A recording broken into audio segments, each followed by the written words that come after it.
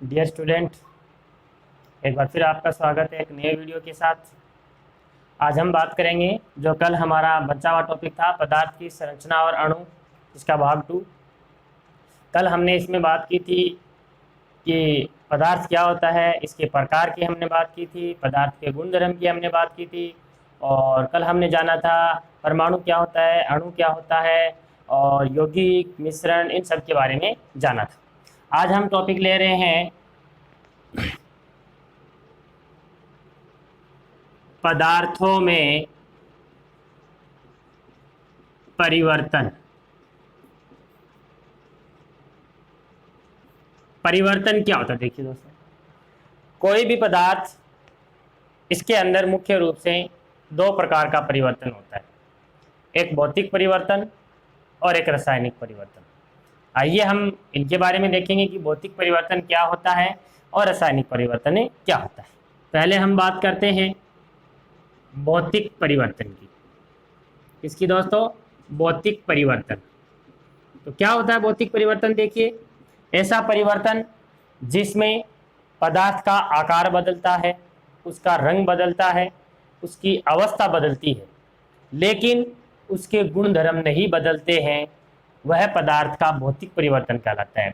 यानी हम सीधे शब्दों में कह सकते हैं कि भौतिक परिवर्तन एक अस्थायी परिवर्तन होता है और भौतिक परिवर्तन एक उत्क्रमणीय परिवर्तन होता है, और भौतिक परिवर्तन में कोई नया पदार्थ नहीं बनता है। भौतिक परिवर्तन में मूल पदार्थ परिवर्तन का कारण हटाने पर मूल पदार्थ वापस बन जाता है, यानी उसका आकार, उसकी अवस्था, केवल रंग, यही चीज चेंज होती है। जैसे अगर मैं इसका आपको उदाहरण बताऊं, कोई उदाहरण लेते हैं हम इसका, जैसे कागज का काटना, कागज का जलाना नहीं, कागज का काटना, फल सब्जियों का काटना, मोम का पिघलना। ध्यान से सुनना, मोम का पिघलना। ये जो सारे के सारे उदाहरण है वो भौतिक, जैसे पानी का बर्फ में बदलना और बर्फ का वापस पानी में बदलना, ये कौन सा परिवर्तन? ये भौतिक परिवर्तन है। दूसरा जो परिवर्तन है वो है रासायनिक परिवर्तन। दूसरा परिवर्तन क्या है? रासायनिक परिवर्तन। यानी ऐसा परिवर्तन जिसमें पदार्थ के रंग, रूप, अवस्था, आकार, गुणधर्म पूरा चेंज हो जाता है। यानी जो पदार्थ बन गया उससे वापस पुराने वाला पदार्थ नहीं बना सकते हैं। ये परिवर्तन स्थायी परिवर्तन होता है। ये परिवर्तन अनुत्क्रमणीय परिवर्तन होता है। इसके अंदर गुणधर्म, यहाँ तक कि पदार्थ का द्रव्यमान भी बदल जाता है। ऐसे परिवर्तन को हम क्या कहते हैं? रासायनिक परिवर्तन कहते हैं।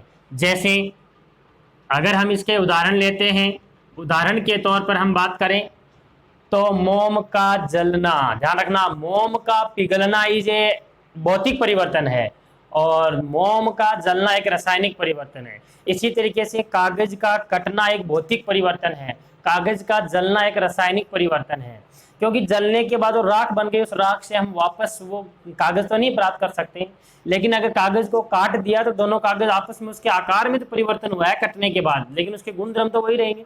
इसी तरीके से कार्बन को हमने जलाया ऑक्सीजन की उपस्थिति में, तो क्या बन गया? CO2, carbon dioxide. कार्बन एक ठोस है, कार्बन क्या है? एक ठोस पदार्थ है। इस ठोस पदार्थ को जलाया तो CO2 बन गया, क्या है? गैस है। इस गैस को वापस हम कार्बन नहीं बना सकते हैं। तो ऐसा परिवर्तन जिसमें नया पदार्थ बन जाता है, नया पदार्थ का द्रव्यमान पुराने पदार्थ से अलग होता है, इस प्रकार के पदार्थ को हम क्या कहें? परिवर्तन को क्या कहेंगे? रासायनिक परिवर्तन कहेंगे। ठीक है दोस्तों। उसके बाद में आता है पदार्थ की अवस्था परिवर्तन व प्रभाव। पदार्थ की अवस्था के परिवर्तन में क्या प्रभाव होता है? पहले हम बात करेंगे ताप का प्रभाव, कि ताप का क्या प्रभाव रहता है। ताप का प्रभाव, ताप का कितना इफेक्ट पड़ता है? तो देखिए दोस्तों, जैसे ही किसी पदार्थ को ऊष्मा दी जाती है, यानी उसे ताप दिया जाता है, तो उसके कण गतिशील हो जाते हैं, उनके कण में गति बढ़ जाती है। कोई भी पदार्थ हो उसे उष्मा देंगे, गर्म करेंगे यानी ताप देंगे तो उस पदार्थ के कणों की गति है वो बढ़ जाती है। इसी तरीके से ठोस पदार्थ को जब उष्मा देते हैं, गर्म करते हैं, तो ठोस पदार्थ है वो उष्मा पा करके उनमें कंपन अत्यधिक हो जाते हैं, तेज गति से कंपन करने लग जाते हैं। और एक स्थिति ऐसी आती है कि जब ठोस पदार्थ है वो पिघलना प्रारंभ हो जाता है, और वह ताप जिस पर कोई ठोस पदार्थ पिघल करके द्रव में बदल जाता है, ध्यान सुनना, वह ताप जिस पर कोई ठोस पदार्थ पिघल करके द्रव में बदल जाता है या द्रव बन जाता है, उस पदार्थ को, उस ताप को हम क्या कहेंगे? गलनांक कहेंगे। ध्यान रखना दोस्तों, क्या कहेंगे? उसे गलनांक कहेंगे। फिर सुनिए ताप का प्रभाव, कि जितना ज़्यादा ताप देंगे उसमें उतनी ही ज़्यादा क्या हुई, ठोस पदार्थों में कंपन बढ़ेगा। अत्यधिक कंपन होगा तो पदार्थ जल्दी गर्म होगा, जल्दी गर्म होने से एक स्थिति ऐसी आएगी कि वो पदार्थ है वो ठोस से द्रव में बन जाएगा। और पदार्थ का ठोस से द्रव में बदलना जिस ताप पर बदलता है उस ताप को गलनांक कहते हैं। बर्फ का जो गलनांक होता है दोस्तों, बर्फ का गलनांक 273.16 केल्विन होता है। इस ताप पर बर्फ है वो द्रव में बदल जाती है, ठोस से द्रव में बदल जाती है। इसके अलावा अगर हम इस ताप की बात करें तो ताप के अंदर हम कहेंगे कि गलनांक एक होता है संगलन। संगलन हम क्या करेंगे कि जब ठोस पदार्थ गर्म होकर के उष्मा पाकर के द्रव में बदलने लग जाता है, और द्रव में बदलने की जो प्रक्रिया है वो संगलन कहलाती है। क्या कहलाती है? संगलन। कई बार प्रश्न आता है कि संगलन की प्रसुप्त उष्मा क्या है? संगलन की प्रसुप्त उष्मा, या इसे गलन की एंथैल्पी भी बोलते हैं। क्या बोलते हैं? गलन की एंथैल्पी। तो क्या होती है गलन की एंथैल्पी? देखिए कि एक वायुमंडलीय दाब पर 1 किलोग्राम ठोस पदार्थ का, एक वायुमंडलीय दाब पर 1 किलोग्राम ठोस पदार्थ को द्वारा जितनी उष्मा देकर के, जितनी उष्मा देते हैं हम उसको, और उष्मा वो उतनी उष्मा लेकर के द्रव में बदलता है, तो जो हमने उष्मा दी है उस उष्मा को हम क्या कहेंगे? संगलन की प्रसुप्त उष्मा या संगलन की एंथैल्पी कहेंगे। फिर सुनिए, एक वायुमंडलीय दाब पर 1 किलोग्राम ठोस पदार्थ को जितनी उष्मा दी जाती है और वह उष्मा लेकर के वो द्रव में बदल जाता है, उस उष्मा को कहेंगे संगलन की प्रसुप्त उष्मा या संगलन की एंथैल्पी कहेंगे। इसी तरीके से अगर हम बात करते हैं कि अगर कोई द्रव पदार्थ है और वो द्रव पदार्थ को जब हम उष्मा देते हैं तो द्रव पदार्थ जिस ताप पर गर्म होकर के वाष्प में बदल जाता है वह ताप कहलाता है क्वथनांक। क्या कहलाता है दोस्तों? क्वथनांक कहलाता है। किसी द्रव पदार्थ को उष्मा देने पर जिस ताप पर द्रव पदार्थ है वो पिघल करके वाष्प बन जाता है, वह ताप उसका क्वथनांक कहलाता है। इस क्वथनांक की भी एंथैल्पी होती है, इसको बोलेंगे हमें वो संगलन की है, ये संघनन की एंथैल्पी, यानी एक वायुमंडलीय दाब पर 1 किलोग्राम द्रव पदार्थ को उष्मा देकर के, जितने उष्मा देकर के उसे वाष्प में बदलने की जो प्रक्रिया है वो उस उष्मा को क्या कहेंगे? वाष्पन की एंथैल्पी कहेंगे या वाष्पन की प्रसुप्त उष्मा कहेंगे। एक बार फिर सुन लीजिए, 1 किलोग्राम ठोस द्रव पदार्थ को जितनी उष्मा दी जाती है वह उष्मा लेकर वो द्रव में, वाष्प में बदलता है, तो उस उष्मा को क्या बोलेंगे? वाष्पन की प्रसुप्त उष्मा या वाष्पन की एंथैल्पी कहेंगे। ठीक है दोस्तों, उसके बाद में हम बात करते हैं दाब का प्रभाव। दाब का प्रभाव, दाब का क्या प्रभाव पड़ता है? देखिए दोस्तों कि अगर गैस पदार्थ है, गैसीय पदार्थ पर हम दाब बढ़ाते हैं तो दाब बढ़ाने पर गैस के कण नजदीक नजदीक आ जाते हैं और वो द्रव बन जाते हैं, लेकिन द्रव की संपीड्यता बहुत ही कम होती है। अब द्रव को हम चाहे कितना भी दाब दे दें वो द्रव है वो ठोस में नहीं बदलता है। चलिए, ये तो ही पदार्थ की अवस्था परिवर्तन और उसका प्रभाव क्या है। अब हम बात करेंगे पदार्थों का शुद्धिकरण। लास्ट टॉपिक है इस लेसन का, पदार्थों का शुद्धिकरण। तो देखिए दोस्तों, पदार्थों का शुद्धिकरण क्या होता है? यानी प्रकृति में कोई भी पदार्थ है वो शुद्ध नहीं है, वो अशुद्ध रूप में है या मिश्रण के रूप में है, उनको हम अलग अलग कैसे कर सकते हैं? इसके लिए हमारे पास कुछ भौतिक विधियां हैं, उनके द्वारा हम उसे अलग कर सकते हैं। जिसमें पहली विधि है वो है निस्यंदन। निस्यंदन विधि क्या होती है दोस्तों? निस्यंदन विधि यानी इसके अंदर जो विषमांगी मिश्रण होता है, हमने कल बात की थी मिश्रण 2 प्रकार के होते हैं, समांगी मिश्रण और एक होता है विषमांगी मिश्रण। तो जो विषमांगी मिश्रण होता है ना, इसमें एक ठोस होता है और एक द्रव पदार्थ होता है। ऐसे जो मिश्रण है उसमें से हम दोनों को अलग अलग करना है, तो उसके लिए हमें निस्यंदन विधि, यह विधि एक तरीके से हमें छानना विधि भी कह सकते हैं। फिल्टर पेपर होता है, उस फिल्टर पेपर के ऊपर हमें, हमारे पास मान लो रेत और जल का मिश्रण है, रेत घुली हुई है, हमें रेत और जल को अलग अलग करना है, तो उसमें फिल्टर पेपर के ऊपर डालेंगे तो जो ठोस पदार्थ होगा वो फिल्टर पर रह जाएगा, द्रव पदार्थ है वो नीचे चला जाएगा। तो ये हो गई निस्यंदन विधि। दूसरा होता है क्रिस्टलीकरण विधि। क्रिस्टलीकरण विधि यानी इस विधि के अंदर क्या होता है कि एक संतृप्त विलयन होता है और इस संतृप्त विलयन में से क्रिस्टल को अलग करते हैं। जैसे चाशनी में से शक्कर को अलग करना, चाशनी बन गई उसमें से शक्कर को अलग करते हैं। करते कैसे, देखिए सबसे पहले जो संतृप्त विलयन होता है यानी जो चाशनी हमारे पास है उसको गर्म किया जाता है। गर्म करने पर उसमें से वाष्प निकलती है। जब एक स्थिति ऐसी आती है कि विलयन बहुत ज्यादा सांद्र हो जाता है, और जब विलयन सांद्र हो जाता है तो उस स्थिति में हम क्या करते हैं, उसको वाष्पन को रोक देते हैं और ठंडा होने देते हैं। तो बाद में धीरे धीरे है वो उसमें से शक्कर के कण है वो अलग आ जाते हैं। तो यानी कहने का मतलब संतृप्त विलयन में से क्रिस्टल को अलग करने की जो विधि है उसे हम क्रिस्टलीकरण कहते हैं।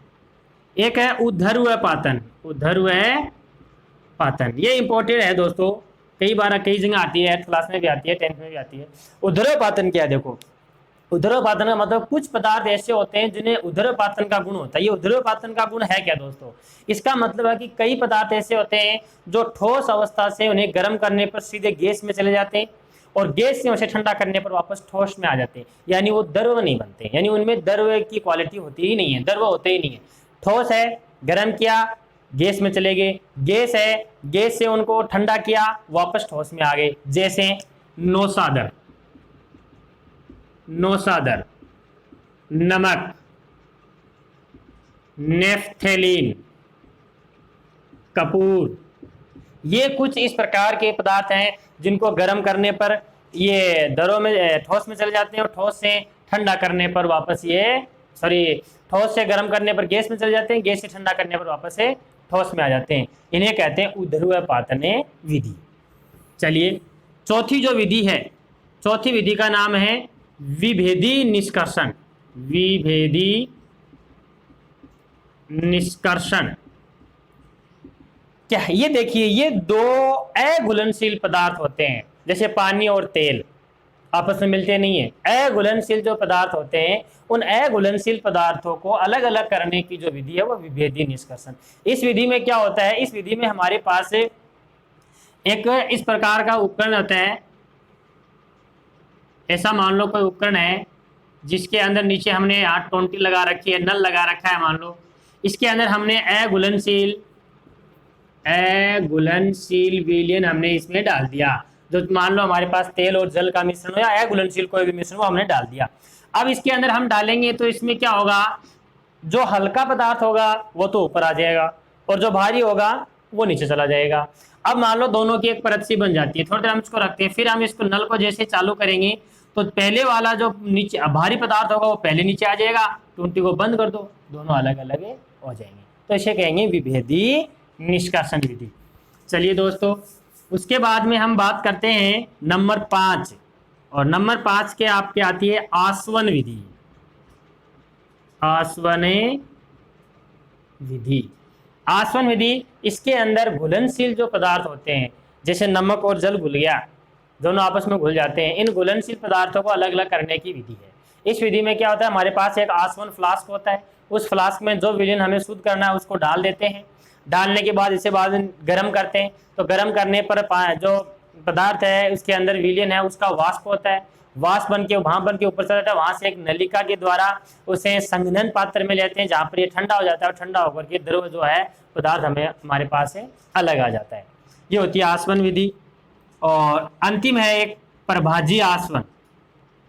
प्रभाजी आसवन, इस विधि के अंदर उन पदार्थों का शुद्धिकरण किया जाता है जिनके क्वथनांक का अंतर बहुत कम है, यानी 25 डिग्री या 25 डिग्री सेल्सियस से कम क्वथनांक का अंतर होता है। उन पदार्थों को शुद्ध करने के लिए प्रभाजी आसवन विधि का उपयोग किया जाता है। जैसे पेट्रोलियम के जो उत्पाद होते हैं, पेट्रोलियम के उत्पाद जैसे केरोसिन है, डीजल है, पेट्रोल है, वेसलीन है, डामर है, कोलतार है, इनको अलग अलग करने के लिए प्रभाजी आसवन विधि का उपयोग किया जाता है। ये विधि क्या है, मैं आपको थोड़ा सा डायग्राम बना करके इसकी हम समझाने की कोशिश करेंगे। इसके अंदर एक आसवन फ्लास्क होता है दोस्तों। क्या होता है? आसवन फ्लास्क। इस आसवन फ्लास्क के अंदर है जो हमें द्रव पदार्थ शुद्ध करना है या पेट्रोलियम का जो प्रभाजी आसवन है वो भर दिया जाता है। इसके नीचे जो है एक तिपाया स्टैंड होता है। इस स्टैंड के ऊपर है गैस बर्नर लगा होता है जिसके माध्यम से ये गर्म होता है। यहाँ पर एक प्रभाजी स्तंभ लगा होता है। क्या लगा होता है? प्रभाजी स्तंभ। जिसके ये प्रभाजी स्तंभ क्यों लगाया जाता है? ताकि इसका क्षेत्रफल बढ़ जाए, आसवन क्षेत्रफल बढ़ जाए। और इसको कोरक लगा करके एकदम बंद कर देते हैं, एक थर्मामीटर यहाँ लगा देते हैं। ठीक है। और फिर यहाँ से एक नलिका निकलती है। क्या निकलती है? एक नलिका निकलती है। इस नलिका के चारों तरफ एक संघनन पात्र जुड़ा होता है जिसके अंदर यहाँ से हम ठंडा जल प्रवाहित करते हैं और ये ठंडा जल जो है वो यहाँ से बाद में गर्म होकर के वापस से निकल जाता है। ये आपका आसवन फ्लास्क हो गया। और यहाँ पर एक एक पात्र रखा जाता है जिसके अंदर जो वाष्प बन करके यहाँ से पदार्थ आया वो अलग जाता रहता है। ये अलग अलग तापमान पर अलग अलग पदार्थ अलग होते रहते हैं। सबसे पहले पेट्रोल निकलता है, उसके बाद में डीजल, उसके बाद में केरोसिन, उसके बाद में वेसलिन। ये सारे पदार्थ है वो अलग अलग होते रहते हैं। तो ये था दोस्तों पदार्थ की संरचना अणु, जिसके अंदर हमने आज पढ़ा है पदार्थों का शुद्धिकरण, जिसमें हमने मुख्य तौर से 5-6 विधियों का अध्ययन किया है, जिसमें क्रिस्टलीकरण है, विभेदी निष्कर्षण है, उदर्वपातन है, निस्यंदन है और आपके आसवन विधि है और एक आपके प्रभाजी आसवन है। ठीक है दोस्तों, इस तरीके से हमने कक्षा 8th 9th और 10th तीनों ही क्लासों का एक लेसन कंप्लीट कर दिया है। आशा करता हूँ कि मेरे द्वारा कोशिश की गई है आप उसका अच्छे से लाभ ले रहे होंगे। एक बार फिर मैं आपसे एक रिक्वेस्ट करूँगा कि जब तक राज्य सरकार, केंद्र सरकार के आदेश नहीं हैं, लॉकडाउन लगा हुआ है, तब तक आप अपने घर पे ही रहिए, घर से बाहर नहीं निकले। आवश्यक काम हो तो ही घर से बाहर जाए और घर से बाहर आप छोटे बच्चे खासकर स्टूडेंट है वो बिल्कुल ना निकले, क्योंकि ये जो कोरोना जो वायरस है वो ज़्यादातर बच्चों के अंदर इफेक्ट ज़्यादा डालता है या फिर जो बुजुर्ग होते हैं या फिर जिनके अंदर जो है किसी प्रकार की और अदर बीमारी है, क्योंकि उनके अंदर इम्यूनिटी पावर जो है वो कम हो जाता है। जब इम्यूनिटी पावर कम हो जाता है तो उनमें बाद में ज़्यादा इफेक्ट करता है। ठीक है दोस्तों, वीडियो कैसा लगा कमेंट बॉक्स में ज़रूर बताना। चैनल को सब्सक्राइब जरूर करना और लाइक करना, शेयर करना। Thank you.